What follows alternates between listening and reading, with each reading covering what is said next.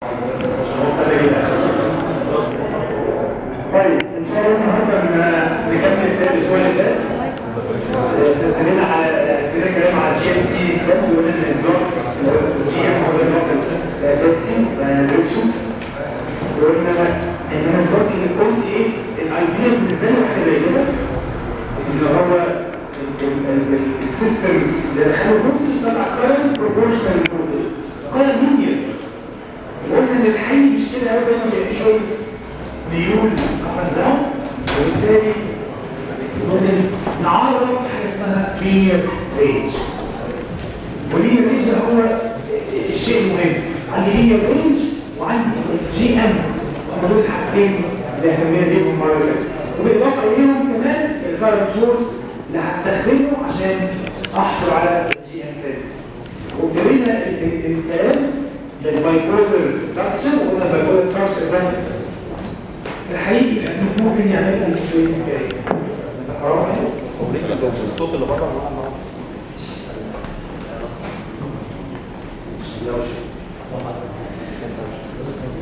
تمام. وقلنا البايبولر ستراكشر بيعمل لي البايبولر ديفرنشال بير از ان اكزامبل اوف كود ايه، بس هو كده عادي. في مثال فيو. اولا الجي ام بتاعت اي اس اس على تي اللي هي ذكرناها مرة، واثبتنا كمان على وجدنا ان اللينير رينج بروبورشنال للبي تي. طيب كده نعيشنا هو شويه خالص. قلنا طب انا عايز اغير اللينير رينج على حساب الجي ام، قلنا مش هيحصل. ليه مش هيحصل؟ لان الجي ام قللتها على اساس على بي تي. عشان تغير هتغير ايه؟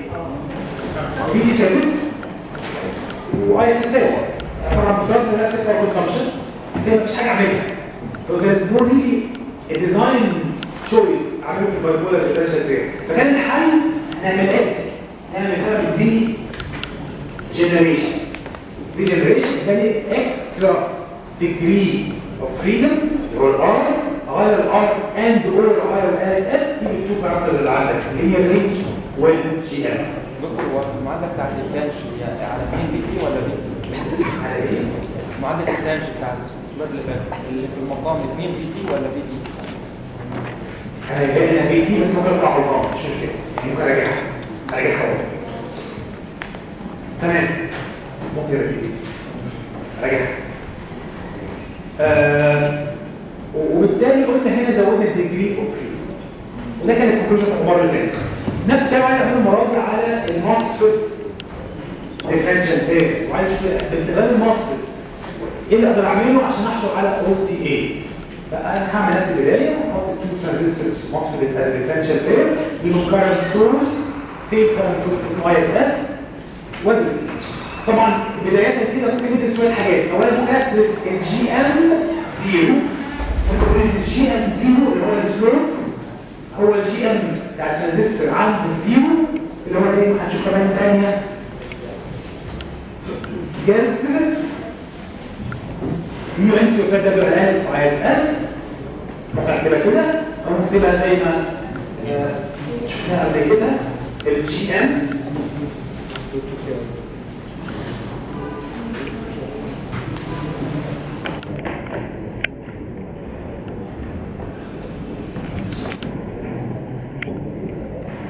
لو جينا رسمنا الكيرف هيطلع عامل كده. انا احيانا هرسمه بالتفصيل بس على اساس عايز ادرس الجي ام 0 بتاعته.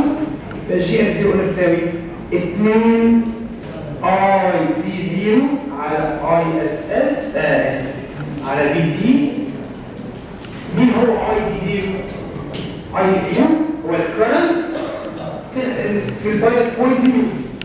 طيب ساعتها الكرنت اليمين بكام والكرنت شكله كام؟ اساس على بي يو الشمال، وبالتالي اقدر اشيل اي دي 0 واحط كده على اساس على 2 تطلع بتساوي اي اس اس على بي سي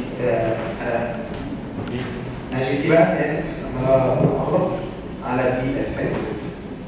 مين بقى الجي فاكتور ده؟ الجي فاكتور ده هو بي جي اس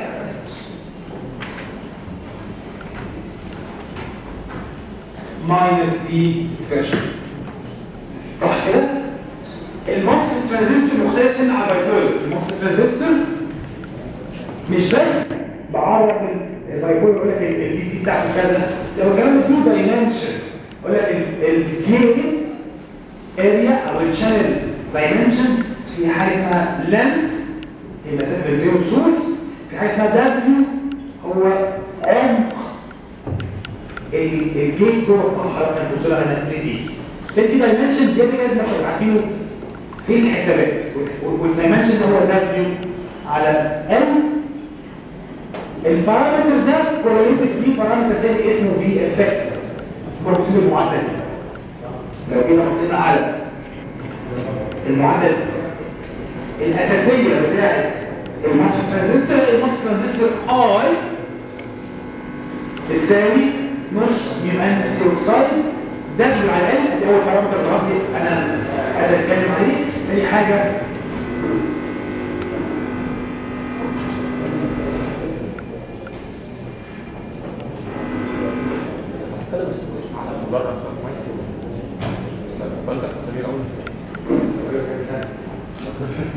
طيب تمام.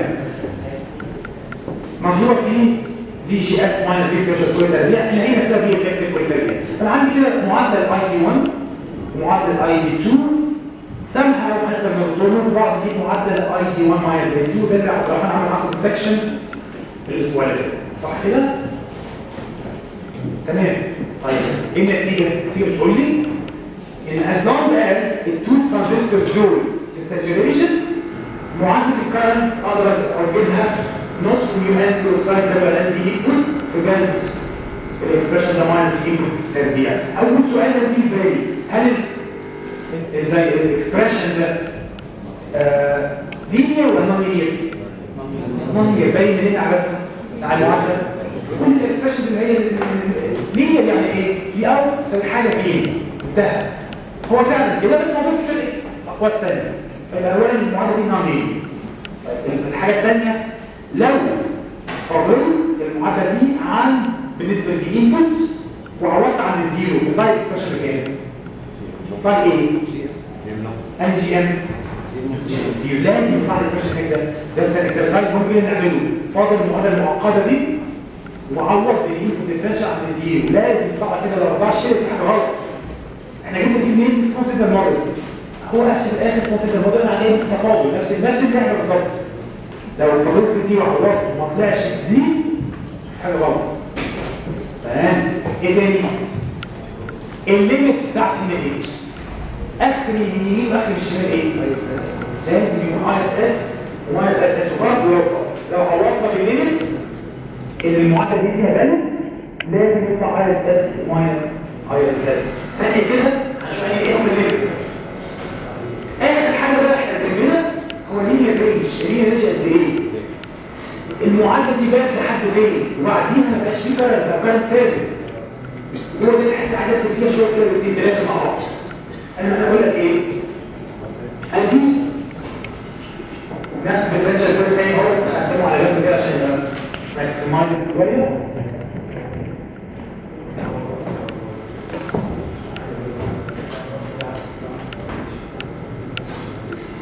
وعندي هنا في 1 وعندي هنا في 2 وهأوبزرف مش هحل يعني المسألة دي كذا مرة.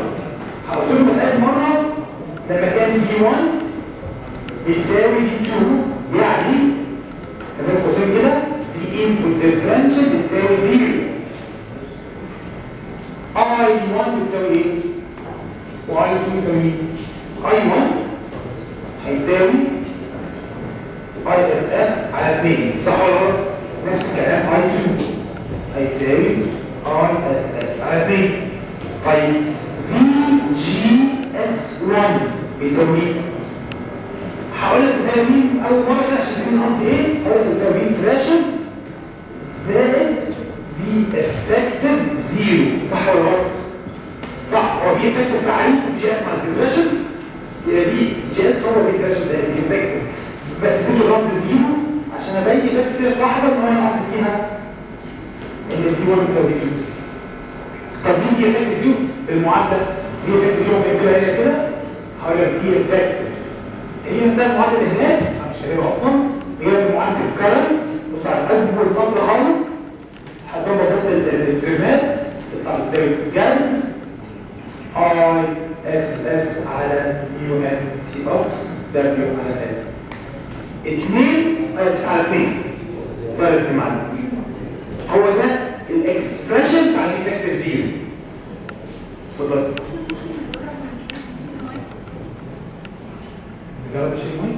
ليه؟ اسمعوني؟ مش كده مش عايز ازعق، انا صوتي لسه بايظ. فيعني خلينا نحاول عشان صوت عالي المايك ولا عشان صوته مكبش؟ طب خلينا نجرب، بس انا كده هتحاول صوت. طيب تمام؟ يبقى دي افكتيف زيرو. طب حاول بقى تسكتوا خالص، ماشي؟ عشان بس ما تقولوش على تعلي صوتي، انا فعلا صوتي لسه مصاب. تمام. يبقى في جي اس 1 هو في ثريشولد زي في افكتيف زيرو، في افكتيف زيرو هتبقى الاكسبريشن اللي فوق ده. نفس الكلام في جي اس بتساوي في ثريشولد زائد في زيرو. لما اجي اطلع في جي اس 1 ماينس في جي اس 2 هو ده نفسه في 1 ماينس في حط خط كده ونبدا ندرس الكيس الثاني. الكيس الثاني ان في 1 بيزيد ودي 2 بيقل، يعني في 1 بيزيد ودي 2 بيقل. ايه اللي بيحصل؟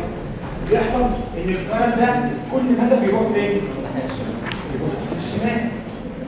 اقعد ازود لحد ما الكلام ده لحد ما في لحظه اي 2 هيساوي 0. اي 2 يساوي 0 يبقى دي جي اس 2 بتساوي كام؟ ايه اللحظه اللي عندها الكلام بتساوي 0؟ يبقى ساعتها دي افكتيف بكام؟ 0. يبقى ساعتها دي جي اس بكام؟ دي فلاش. طيب من الناحيه الثانيه دي جي اس 1 بيساوي ايه؟ اي اس اس. لا هو ماشي في اي اس اس بس هو في جي اس هو في فلاش زائد في افكتيف معقده هسميها في افكتيف 1 كده. طب دي افكتيف 1 هي ايه؟ تعالى كده هنا. دي افكتيف 1 يساوي الجاز معاهم نفس المعادله بتاعت الكرنت هتبقى 2 اي اس اس المره على نفس كل حاجه. ايه علاقه في افكتيف 1 في افكتيف 0؟ روت 2 يعني ممكن اكتب في تساوي روت 2 في افكتيف 0 يعني ممكن اكتبها هنا تساوي في ثريشولد زائد في افكتيف 0 روت 2. انا ليه بالنسبه لي مساله الشكل ده كده؟ انا بقول لك لو جينا رسمنا احنا هنا عوضنا اي دي 1 ناقص اي دي 2 باي اس اس. صح مش في المعادله. انا هنا المساله دي ماشي خطوه خطوه.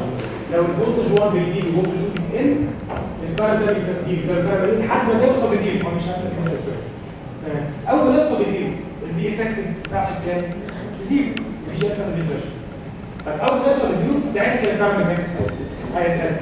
او بقى في نفس معادله الكهرباء بس اي اس اس. هي الاي دي 1 ناقص اي دي 2 يعني؟ لا اي دي 1 شخصيا. على طول. اي دي 1 شخصيا هو اي اس اس. بس المفروض الاثنين يطلعوا نفس الشكل اللي فيه افكت. المفروض اصلا يعني اسهل لي فوق تمام؟ تمام. طيب ساعتها يقول لك ايه بقى؟ انا عايز اعرف امتى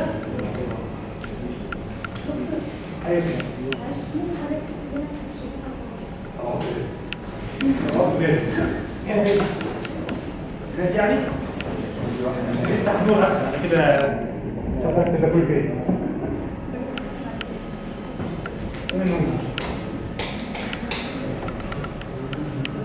احسن ممكن بقى جاي هنا بس مش همسح الدنيا. تمام؟ طيب السؤال دلوقتي لما اي 1 بيساوي اي اس اس واي 0 بيساوي 0 في اللحظه دي كان عندها في انبوت ديفرنشال بيساوي كام؟ روت دي افكت. بيساوي في جي اس 1 ماينس دي جي اس 2 صح كده؟ بيساوي كام؟ روت 2 في افكتيف 0. طب من الناحيه الثانيه هي بس ماينس روت 2 بزيرو. يبقى انا هنا لو عايز اعرف اللينير رينج هعرفه اقول بكام؟ اقول لك هو بيساوي 2 جذر 2 دي افكتيف زيرو. دي نتيجه في غايه الاهميه. تيجي تقول لي ايه؟ تقول لي انا عندي ديزاين بيديني جي ام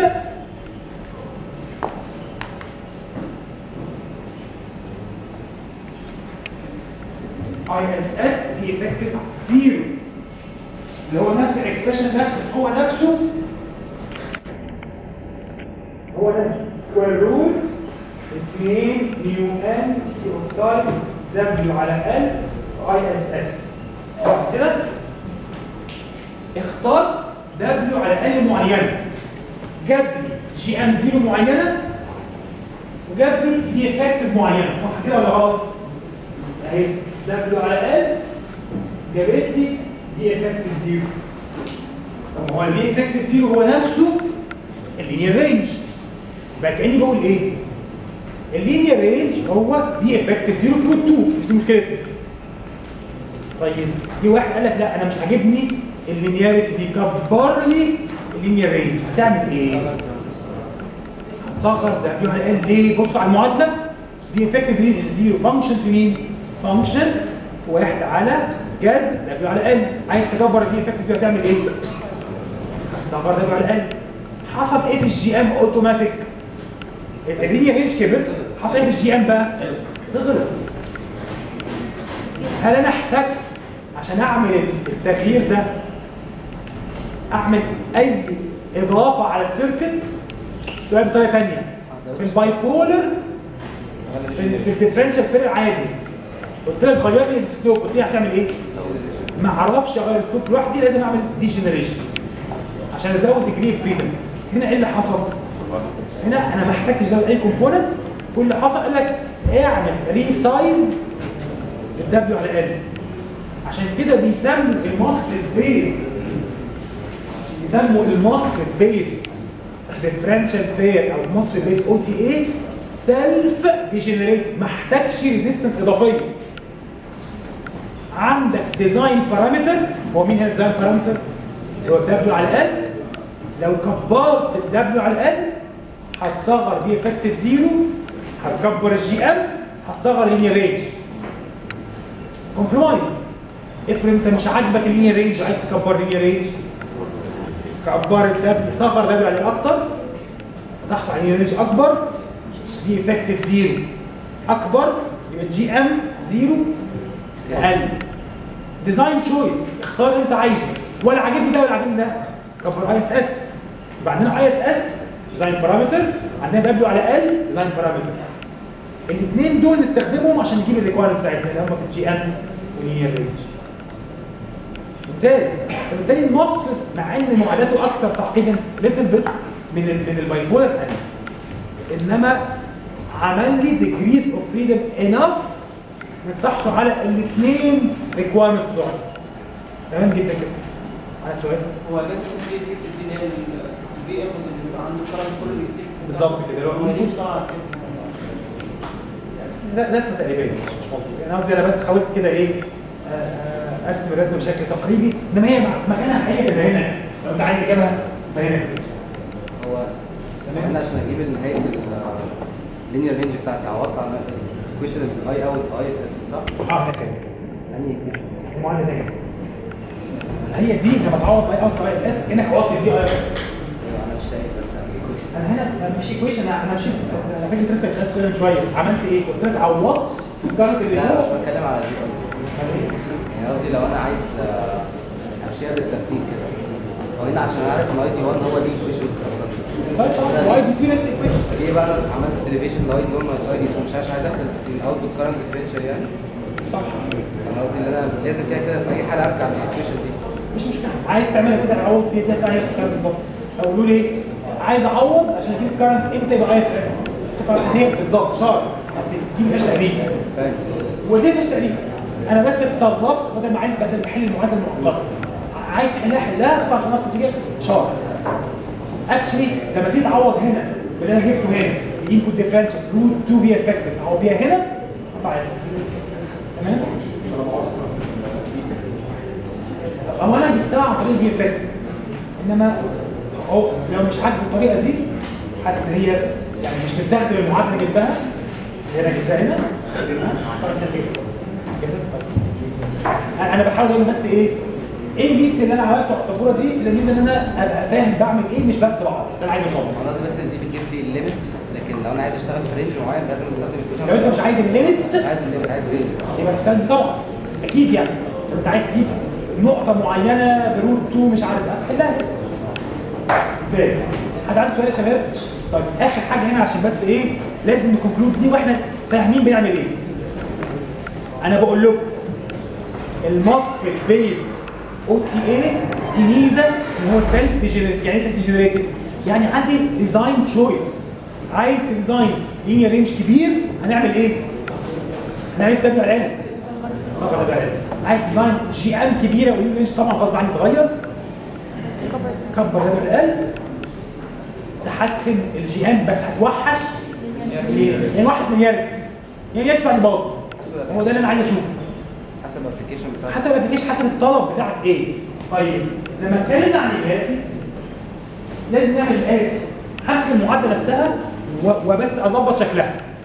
اول حاجه انا ما بحبش الجذور جذر مش عارف ايه شيء معقد بالنسبه لناس المهندسين زينا كده غلابه عايزين نبسطها شويه. يقول لك شايف الجذر ده هظبط بس ترماته كده وهحطه في صوره 1 ماينس اكس كل تربيع.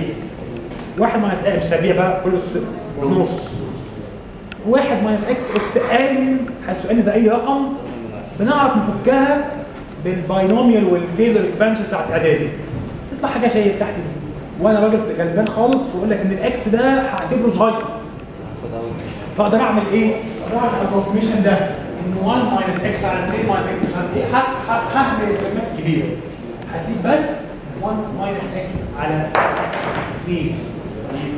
وبعدين لما جبت بقى الاول فايل اكسبريشن بالمنظر ده اكسبريشن فيه كام تيرم؟ 2. واحد لينير تيرم. فين لينير تيرم؟ جي ام انبوت ديفرنشال. هل كان حد يتوقع هيطلع شكله غير كده؟ هو انا بقول عند الزيرو لازم اسلوب جي ام زيرو. هل هنا مش باين اسلوب جي ام زيرو؟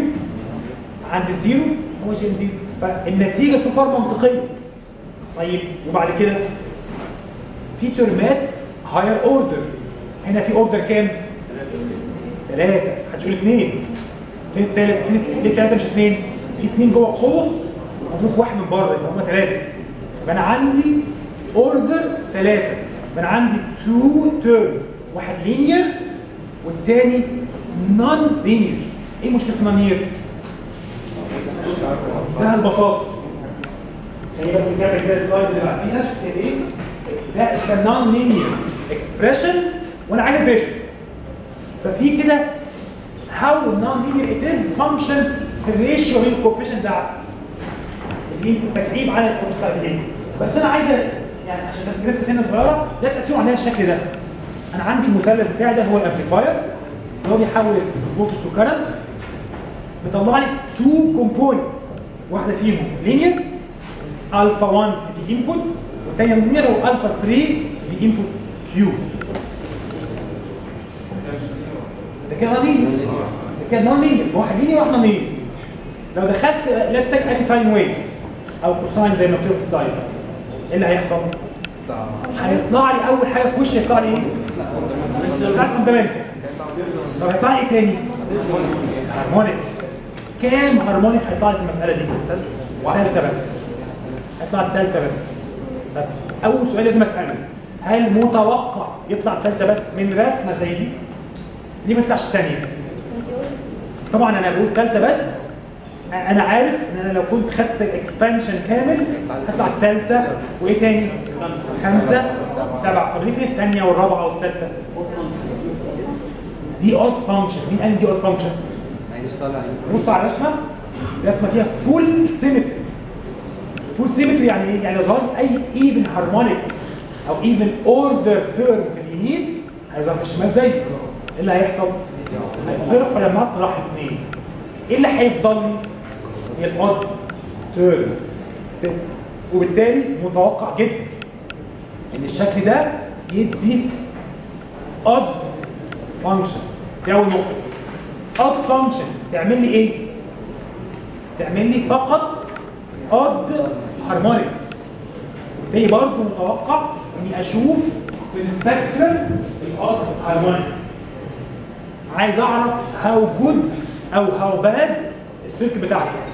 واحنا في سنه ثانيه ولا في سنه اولى لما كان عندنا حاجه فيها هارمونكس كده بنقدر الهارمونكس ازاي؟ بيقول لك حاجه اسمها توتال هارمونيك ديستورشن. يعني ايه؟ يعني الباور بتاعت الهارمونكس مقسومه على الباور بتاعت الفاندامنتال.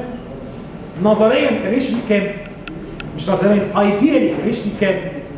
لو عندي بيرفكت لينير سيستم زيرو مفيش هارمونكس. طب لو عندي نون لينير سيستم بنقيس، هنقيس. هقول لك الهارمونكس بتاعتي لما ادخل المعادله وادخل كوساين هيطلع لي A1 كوساين زائد A3 كوساين 3 اوميجا 1. معنى كده ان عندي ظهر لي كومبوننت ثيرد هارمونيك. لو حليناها بايدينا كده بس تفصيل مش تاخد كده 4 5 سطور، هنلاقي A1 تقريبا هو الفا 1 ده اكسبكتد، و A3 تقريبا الفا 3 على 4 في اي كيو. طيب اول معلومه الاي ده هو الامبليتيود بتاع السيجنال. الاي هو نفسه الامبليتيود بتاع السيجنال اللي داخلها. بتاثر ازاي على اللينير تيرم؟ بتاثر ازاي على النون لينير تيرم؟ بتاثر بروبورشنال للاي على اللينير تيرم. ده منطقي. جين لو ايه بتضربه في 2 يبقى بتحصل فيه ايه؟ ضرب في 2 منطقي. طب النون لينير تيرم بيحصل ايه؟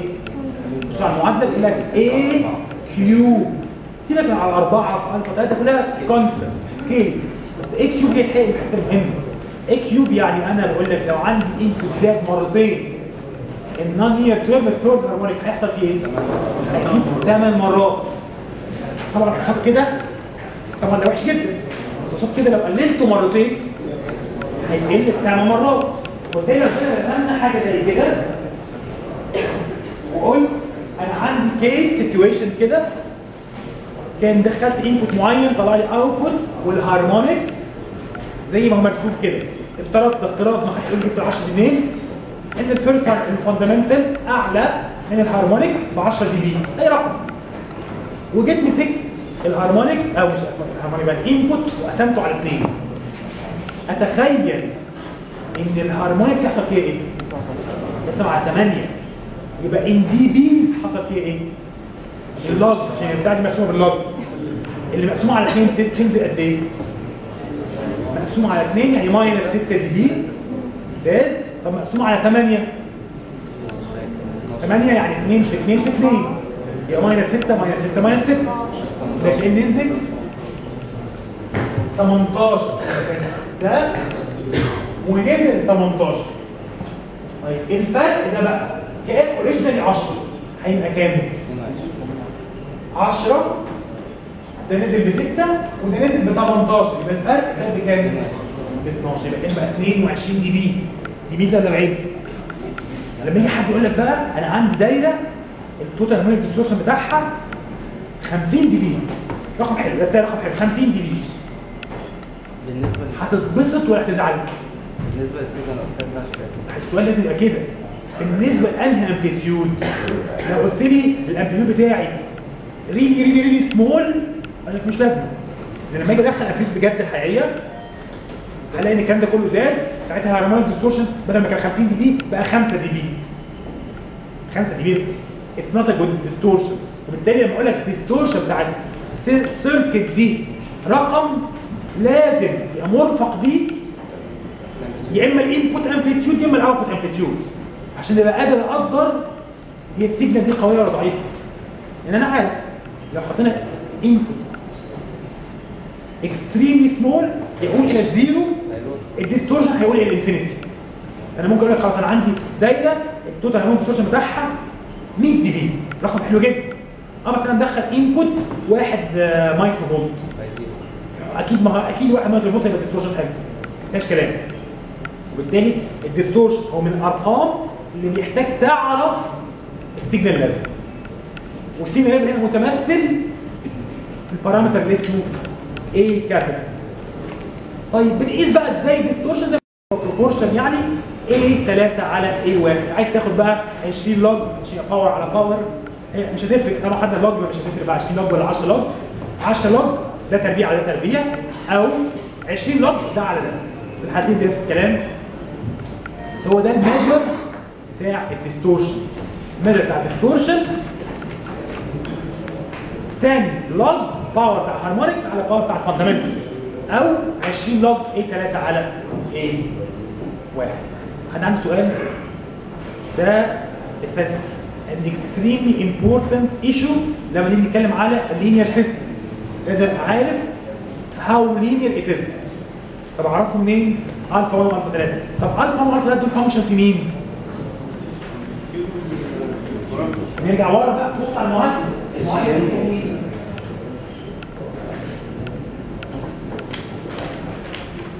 المعادله الفا 1 فين هنا؟ جي ام سي. الفا 3 على في افكتيف تربيع.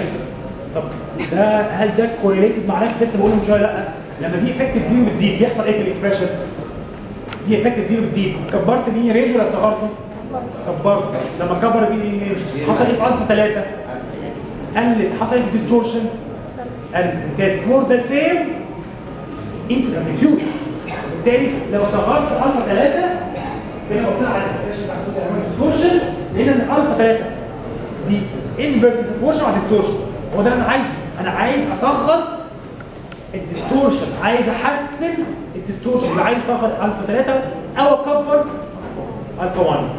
الفا 1 ده زي ما تبصوا عليه هنا هي جي ام 0 داخله في التو اكسبريشنز، وبالتالي ما عنديش غير اوبشن واحد بس، تكبر الفا 3. يعني تكبر الافكت. هي ده لما نيجي نعمل ديزاين، لما نيجي نعمل سيركت ديزاين، هو ده اللي ببص عليه. انا عايز ايه؟ احسن الديستورشن. ترجع للمعادله الاساسيه البسيطه دي خالص، تلاقي الفا 3 في المقام، تعالي الفا 3 ان انت تكبر الافكت. انا اسف، صح كده، علي الفا 3 صغر، كبر الفا 3 يعني تكبر، لا تقلل الفا 3، قلل الفا 3 كبر دي افكتيف سيل. عن كده اكتر كده هخبطها تاني. انا عندي سؤال بس ما كانش عيد الفا 3 افكتيف برضه. طيب تمام،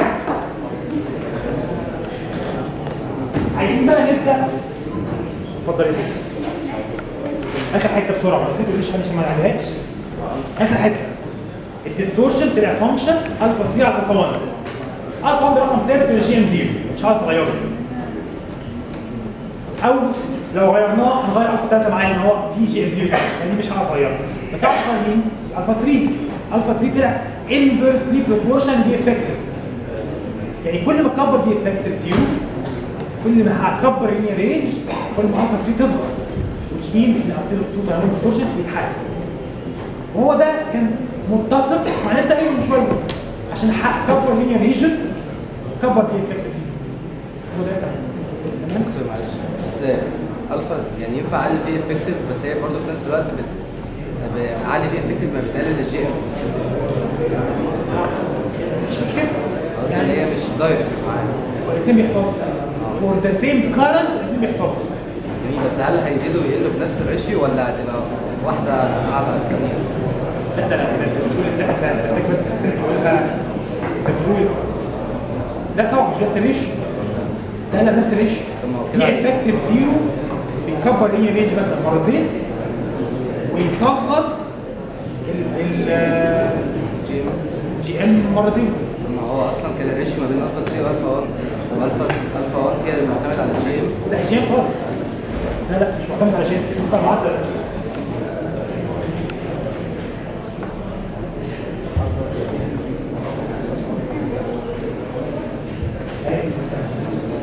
بص على المعادله فوق، الفا 1 فيها جي ام 0. انا كان قصدي ان الفا 3 هنا بي افكتيف مش نفس العلاقه مع الجي ام، هنا بي افكتيف شويه، مش قصدي ان هي بص عليها. لما قسمت الفا 3 على الفا 1 ايه اللي حصل؟ هديها جي ام خلاص كده جي ام. هي الفا، هي بي افكتيف، هي تحكم. تمام؟ تمام. طيب شباب، النص الثاني بقى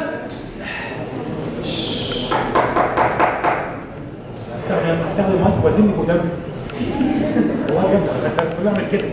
انا صوتي خلاص بيضيع اهو، لسه عندي 6 ساعات شغل. الخطوه الجايه عايز ابدا اعمل سيركت كومبليت سيركت امبلمنتيشن. احنا الحلقه درسنا الاو تي اي فقط، اللي هو مش او تي اي حتى، درسنا الفولتج تو كارنت وحتى ما كملناش. انا لازم اكمل الصوره، مع تكمله الصوره سهله بس محتاج نكملها. جزء من اللي انا هكمله يقول لك ايه؟ ما تيجي عشان نطرح اي 1 مع سايد 2 اعمل ايه؟ امسك اي 1 ميرور وخده من الناحيه الثانيه. يبقى عندك اي 1 واي 2 الفرق بينهم هو تبع اللود، صح ولا غلط؟ صح ممتاز، مفيش اي كلام. This is a complete OTA circuit. في 3 عيوب بس عايز ادرسهم. بس هو ده it's a complete OTA. اول عيب بسيط سهل احنا نتغلب عليه. لو جيت قلت لك هو الاو تي اي ده مش هو اصلا كارنت سورس؟ هو صحيح اسمه فولتج كنترول كارنت سورس، هو كارنت سورس يعني بيطلع لي كارنت. طب الايديال كارنت سورس هو كارنت وايه ان باراليل؟ ار. الار دي ايديال بكام؟ انفينيتي. هل ده ار ايديال انفينيتي؟ هو ايديال انفينيتي بس ده مش انفينيتي. الار اوت هنا بكام؟ ار نو باراليل ار نو. فدي اول حاجه. انا عارف ار نو ده رقم كبير بس ماي نوت بي كبير كفايه. ممكن مش كبير كفايه، محتاج اشوف ازاي احسن فيه. دي اول عيب. ثاني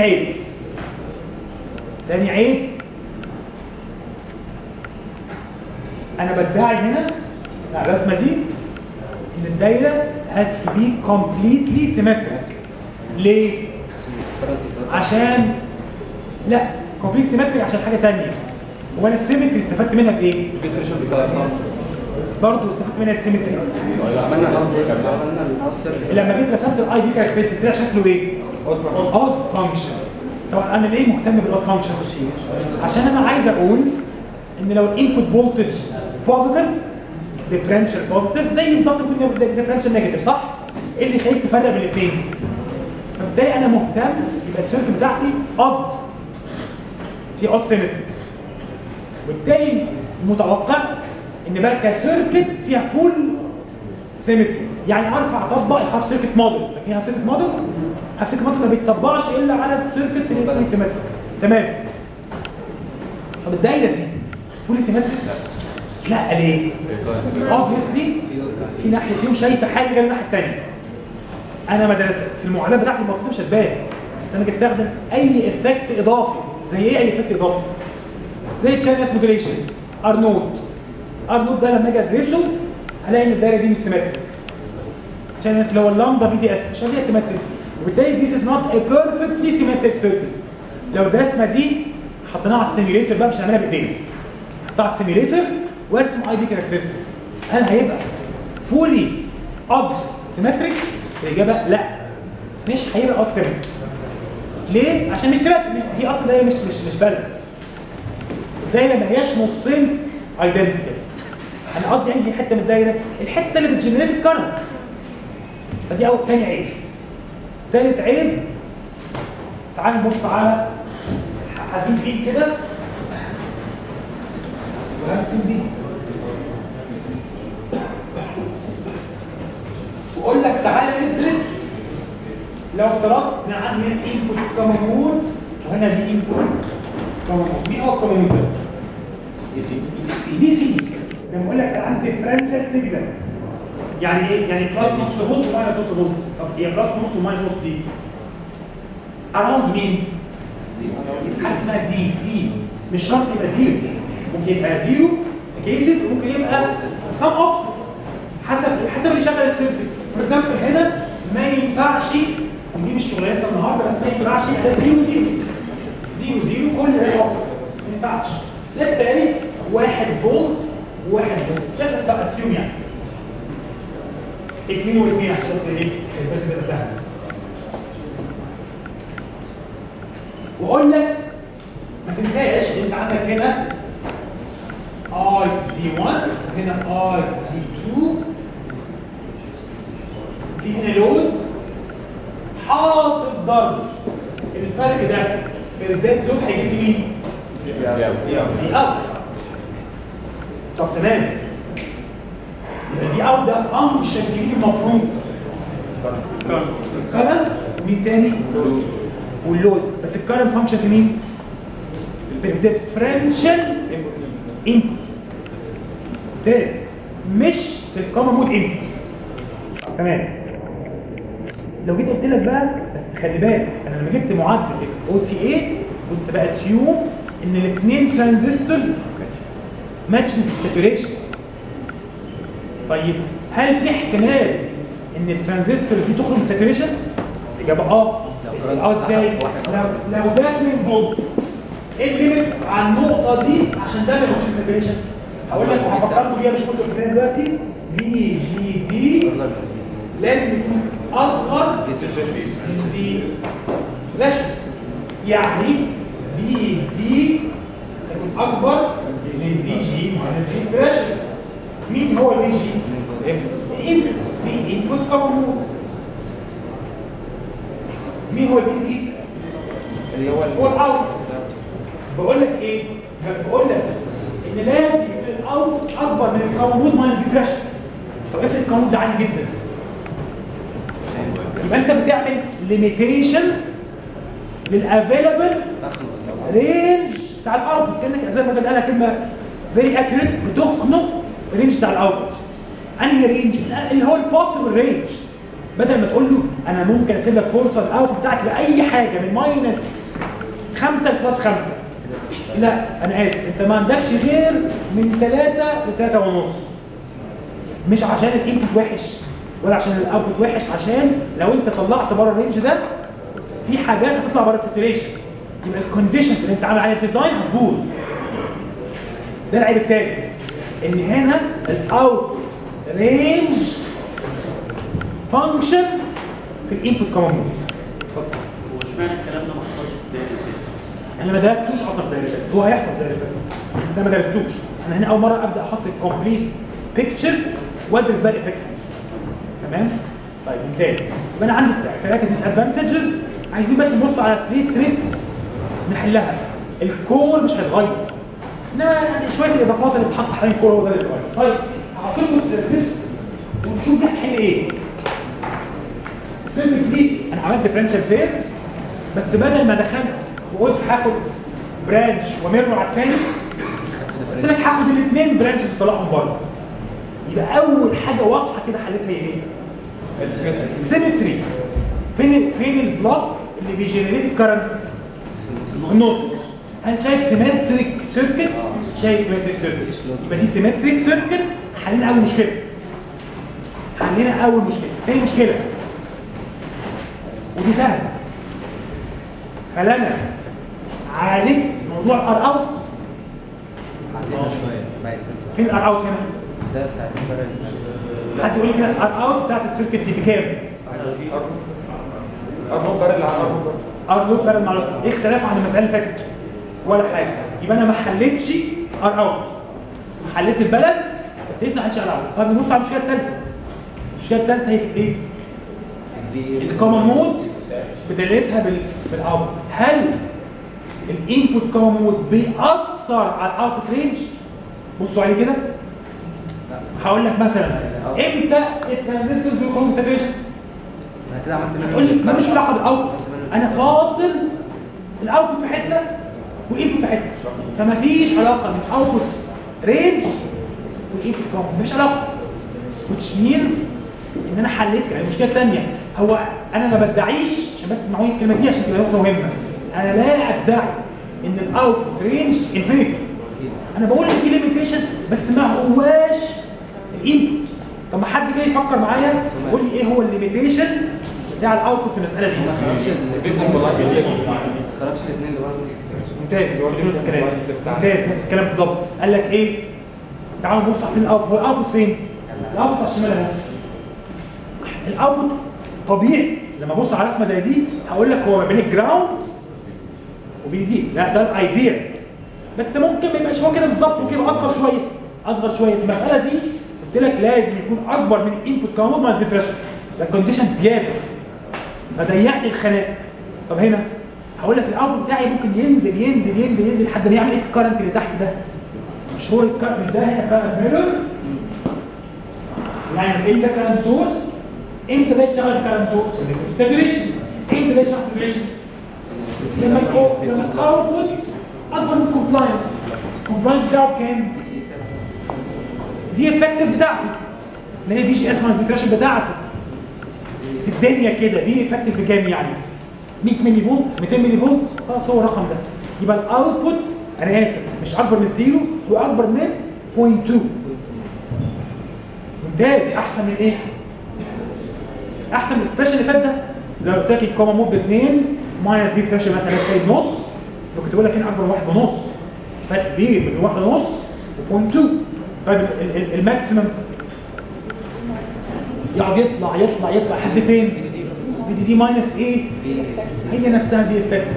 لان المره دي في مص من فوق هيجو اوت اوف ساتوريشن لما الفي دي اس بتاعته تصغر عن دي افكت، وبالتالي كده حكمت ماتش بيتر عن الفيزيك. يبقى انا حليت هنا مشكلتين: البالانس، المساله فولي سيمتريك. تاني حاجه حلينا مشكله العلاقه بين الانبوت كوما مود والاوتبوت رينج. طب نص ار اوت في 3 ثواني. حد يحل المشكله الار اوت؟ الستيج بتاع ستيج واحده هي حد يقول لي ازاي بنعلي ار اوت بتاعت امبليفاير؟ هديك اكزامبل سهل اهو. اكزامبل سهل قوي. ادي امبليفاير وهنا كان اكتف لود كارنت سورس ديجنريشن. المنظر ده كده. المنظر ده كان ليه جي ام وليه ار اوت.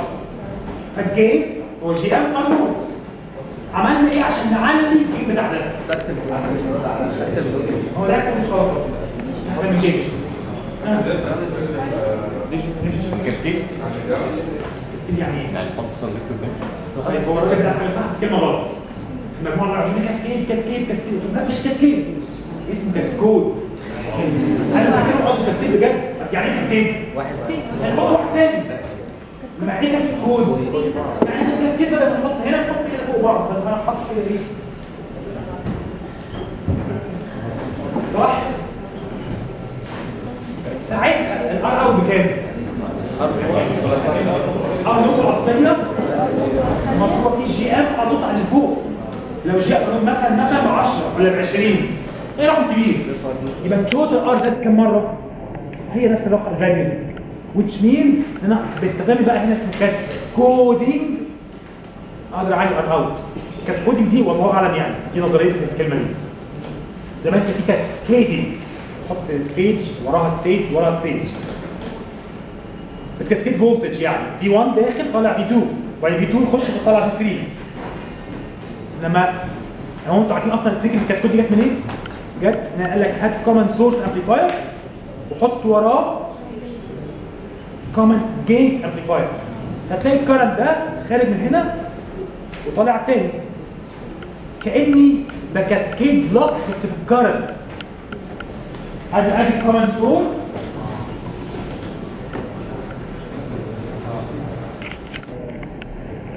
ده كومن سورس صح؟ ادي الانبوت ديفايس وادي الكرنت طالع منه. داخل على ايه بقى؟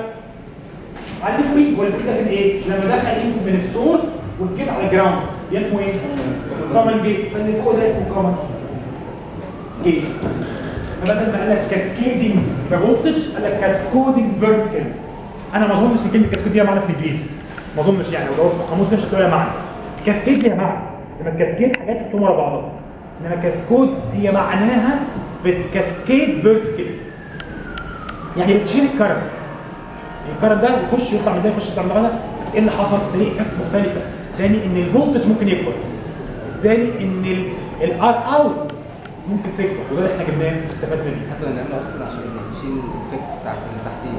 يعني مثلا كان تحت دلوقتي عنده بروستكس وكده. دي مزايا كتير من ضمنها دي، بس الميزه الاهم الار اوت، انه بيبوست الار اوت من غير ما ياثر على مين؟ ما هو في تكنيك تاني بيبوست الار اوت برضه بس بيأثر على حاجه ثانيه. بس ده ار اوت من غير ما ياثر على الجي ام. لما انا ممكن احط ريزيستنس السورس هتعلي الار اوت، هتعلي الجي ام، فالتوتال جين هيطلع تقريبا ثابت. قللنا الاوت رينج الكاسكود. سؤال حلو جدا واجابه قال لك عشان كده قللت الاوتبوت رينج الاجابه بس قللته قد ايه؟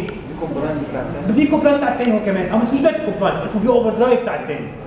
قال لك خلاص مش انا بعت اثنين في بعض لو انت مظبط يعني الدايمنشنز والبايس بوينت بتاع بدل ما كان عندك اوفر درايف واحده عندك اثنين اتس اوكي از لونج از انك كسبت فايده. انت محتاج تبقى عارف انت كسبت وخسرت ايه. هو ده الديزاين باي ديفينيشن.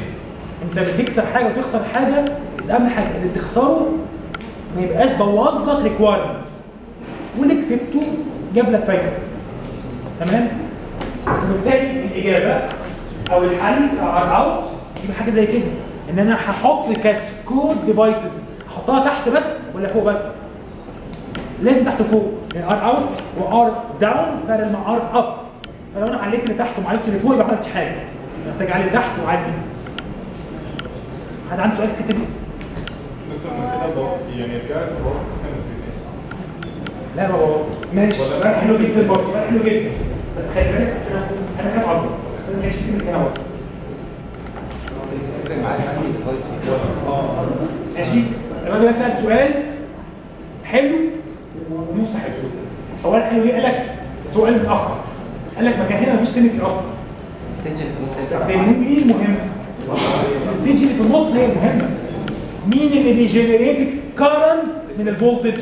مين اللي بيكونفيرت فولتج تو كارنت؟ هو الاو تي الصغير اللي خلاص الكور. الكور ده هو لازم يكون سيمتريك. الباقي مش فارق ده بيمر كارنت. انا معاك 100% ان هي في افكت صغيره خالص بس صغيره خالص جدا ممكن ما تبقاش ملحوظه ممكن تبقى نيجليجبل انما الفرق بين دي ودي مش سيمتري هو ستيل نفس السيمتري هي كده كده مش سيمتري. وبعدين لو انت مضايقك دي حطها على اليمين كمان يعني قصدي بس تحط على اليمين بتحسن السيمتري اكتر وقت تحسن الميرورنج ده مش وقت مش ده كورس بس لما خدنا الكارا ميرورز وهناخدها ان شاء الله السنه الجايه تاني الكارا ميرورز بتحسنها انك لو عملت كاسكود هنا تعمل كاسكود هنا برضه عشان تخلي بيسموه بتكنسل السيستماتيك ايرور. لما عندك سيستماتيك ايرور بتكنسله. تمام ده مش مشكلتنا دلوقتي. طيب احنا نبقى عاملين الارنولد ارنولد بلس ارنولد عاملينها الدكتور قال قصدك جنب جي ام ارنولد يعني جي ام ارنولد زائد ارنولد واحده. اكيد جي ام ارنولد كبيره جدا بالنسبه لارنولد. الكميه سؤال حلو بس يعني اجابته مقبله. انا في المنطقه دي من السيركت ديزاين اي دو اي ابروكسيميشن مناسب من ضمنها ان جي ام ارنولد اكبر من واحد. صح كده؟ جي ام ارنولد في 99.99% من الكيسز اكبر بكتير من واحد. ايه منها جنب الواحد؟ اهمل الواحد جنب واحد مش مشكله. حلقات سؤال؟ طيب اخر حاجه بقى قبل ما نمشي انا بتهمك جدا فكره. انتوا بتخلصوا بسرعه لسبب ما المجموعه بتخلص بالراحه لسبب ما. يعني زحمه والله دي نقطه حلوه. انتوا عايزين تروحوا نروح هناك عشان المجموعه يحطوا محاضره فاضيه صح؟ تعالوا نحط جد. تمام. مش بركه.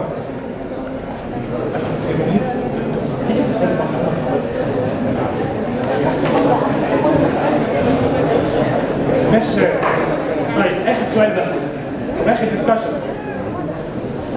let's assume اللي جاي دي مش هرجع عليه فوق الحته اللي جاي دي بالذات مش هرجع عليه. let's assume بقى انا عملت الديزاين ده وعملت كل ما مواسم عليت فيه افكتيف جامد عشان اعلي بيه رينج وعليت الكارت عملت كل حاجه بس مش محقق السبيكس مش قادر احقق السبيكس. اللينيارتي ما بتتحسنش. طب وصل لمرحله في حصل ساتوريشن في الامبروفمنت خلصت. بقول لك انا عايز احسن اللينيارتي اكتر كمان. نعمل ايه؟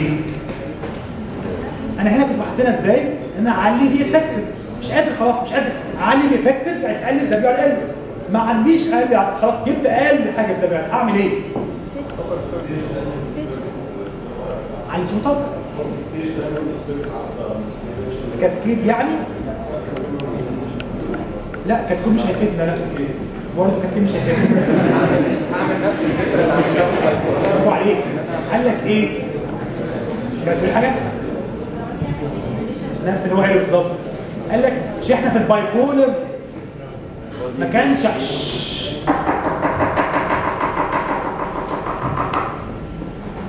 كنا عندنا اصلا ما اعرفش اغير سلوب ولا اغير لينير رينج، حلها ازاي؟ قلنا نحط ديجنريشن. طب ما تيجي نعمل نفس الكلام هنا، ما تيجي نعمل ديجنريشن. كاني بعمل ايه؟ كاني بعمل الاتي، عندي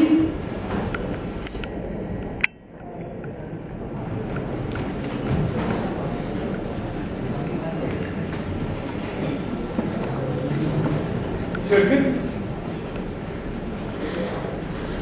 لما بحط ساين ويف هنا كده وعكسها كده مثلا اي سيجنال ديفرنشال يعني ايه اللي بيحصل؟ الساين ويف دي بتتقسم هنا وهنا صح كده؟ مظبوط؟ او يعني لو عايزين نقسمها كل حاجه بوزيتيف اقسمها كده صح كده؟ انا عندي سنه اشارات بس هي ملزمه مظبوطه. الساين ويف الكبيره اتقسمت حته هنا وحته هنا. ايه اللي بيعمل نون لينياريتي؟ ان الديفايسز دي نون لينير، خلقتها نون لينير. خاصة الكارنت كمان لما بيجي فيها بيسكويز الكارنت هي نون لينير. فالديفايسز خلقتها نون لينير. انا بكونفيرت، دي نقطة مهمة، بكونفيرت فولتج تو كارنت عن طريق نون لينير ديفايسز. طب لما احط ريزيستنس في النص ايه اللي حصل؟ لما حطيت ريزيستنس هنا كده ايه اللي حصل؟ على اللي حصل ايه؟ الساين الكبيره دي اتقسمت حته هنا حته هنا حته هنا صح؟ قسمت الانبوت فولتج كذا جزء.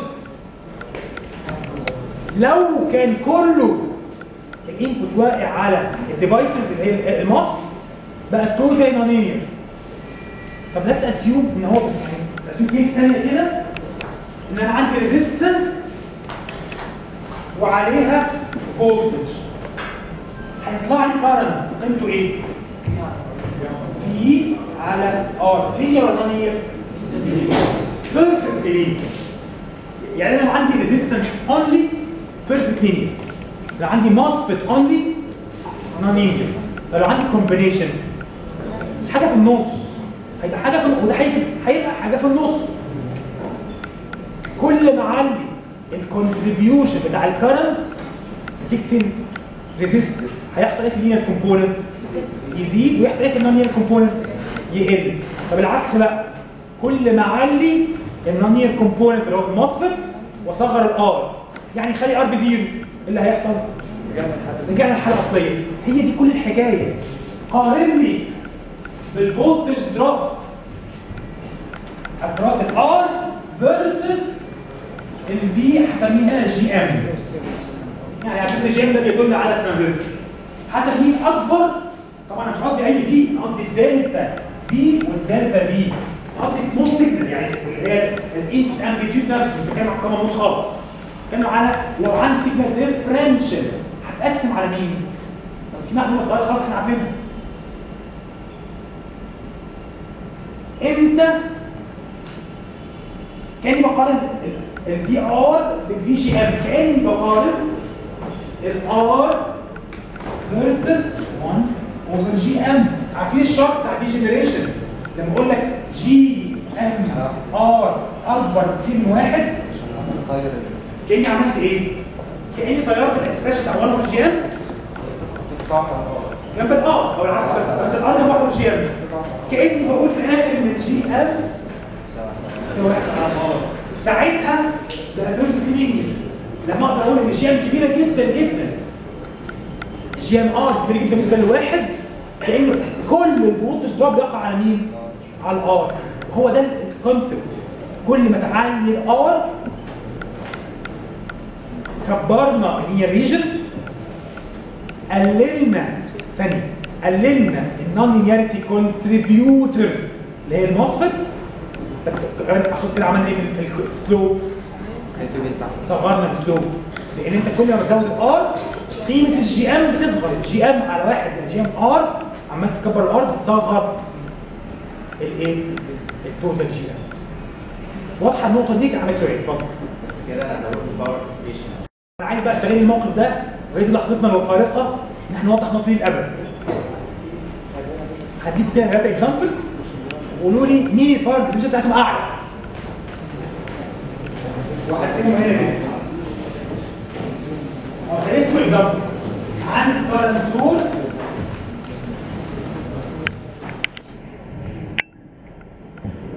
كارنت ماشي اي 1 ماشي من جراوند في دي، وعندي هنا في دي وريزيستنس واي 1. الحاله الثالثه بقى عشان يعني ايه اظبط الامر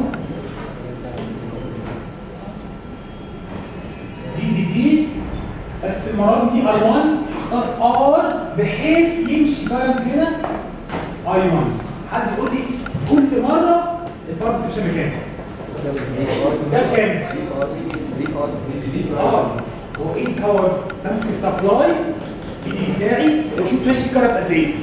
بقول لك الباور كونسامشن اللي في السبلاي ده هي في ار، صح كده؟ طيب بص على الحاله اللي بعديها. هو السبلاي ماشي في كهرباء قد ايه؟ برضه ار. بس المره دي بقى الاختلاف في ايه؟ فبالتالي التوتال باور كونسامشن هو ايه؟ برضه في ار. انما التقسيمه اختلفت. شويه من الباور بيبقى ديسيبيتد في الريزيستنس وشويه ديسيبيتد في الكرنت سورس. انما في الاخر التوتال باور كونسيوم دي هي. طب الاخيره دي بقى ما عنديش غير ار، انا حطيت ريزيستنس مناسبه تجيب لي الكرنت ده، فبالتالي جابت لي كرنت قيمته اي 1. هتقول لي بقى ان الباور ديسيبيشن هو في دي تي في اي 1، تمام. هتقول لي الباور ديسيبيشن هو في دي دي سكوير على ار 1، برضه تمام. فكها كده تطلع هي نفسها في دي في اي. هتقول لي هي اي سكوير في ار، هي نفسها بس كانك بتحسبها ايه بثلاث طرق مختلفه. مره تقول لي هو ايه الباور ديسيبيتد من السورس، ماشي، او تقول ايه هي الباور كونسامشن في ريزيستنس، تمام. فانت عمال تجيبها لي بس في كل حته، انما في الاخر الباور ديسيبيتد من السورس ثابته. هتوديها فين بقى؟ انت حريه حسب الديزاين بتاعك. بمعنى صح، لو انت خايف مثلا على الكرنت سورس وعايز الكرنت سورس ما يعملش كونسامشن باور كتير، ليه؟ هيسخن فيتحرق. خلاص يا عم حط لي ريزيستنس معاه هي اللي تبلع الباور كونسامشن، بس في الاخر هو بيطلع نفس الكرنت.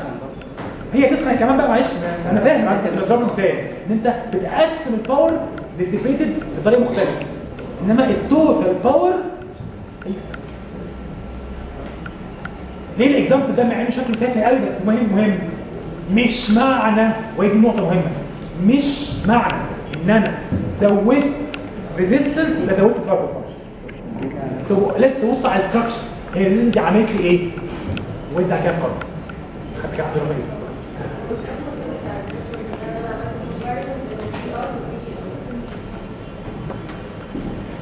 مش فاهمه ان عملت كومباريزون بين الدي ار والجي ام. ماشي، انا مش قصدي في جي ام، انا قصدي في جي اس.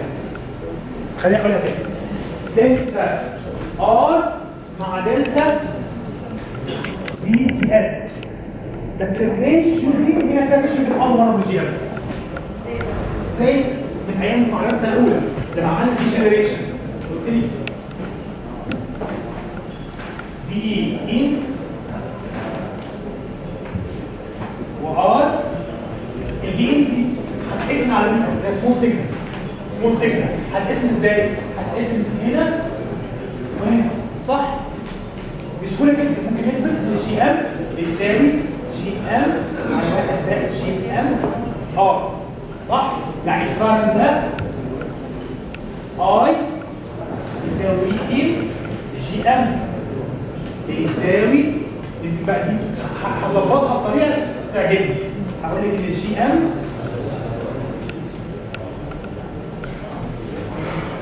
هقول لك كده يبقى واحد على 1 اوفر جي ام زائد ار، ماشي؟ يبقى الفولتج على الار بكام؟ ار هتكمل يبقى ار على 1 اوفر جي ام زائد ار. كأني عملت ايه؟ كأني عندي تو ريزيستنسز، الانبوت حصل له فولتج ديفيجن بين الاثنين دول، وجبت الفولتج اكروس ار. طيب طيب يبقى ساعتها نقطه البي جي اس بكام؟ بي جي اس هتساوي 1 اوفر جي ام على 1 اوفر جي ام بلس ار دي ان. في كومبوننت ولا مقارنه بينهم؟ الريشيو بينهم مين؟ ار 1 تمام؟ ده كاني بعمل بوتنشال ديفايدر ما بين ار 1 صح؟ هترفع ايد تاني؟ هتعمل سؤال؟ سبت ان انتوا ناس خنيقه وتخلصوا مبني ممكن تفوق. طب عندي سؤال استنى